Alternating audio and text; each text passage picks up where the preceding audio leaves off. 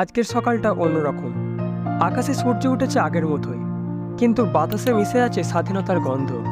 পাড়ার মোড়ে চায়ের দোকানে ভিড়, হাতে ছোট তেরঙ্গা পতাকা নিয়ে ছুটে যাচ্ছে ছেলেমেয়েরা। কারণ আজ 15ই আগস্ট, আমাদের স্বাধীনতার জন্মদিন। ভাবতো ৭৮ বছর আগে কেমন ছিল এই দিনগুলো। ব্রিটিশ শাসনের শৃঙ্খল, অন্যায় কর আর প্রতিটি রাস্তায় ভয়ের ছায়া।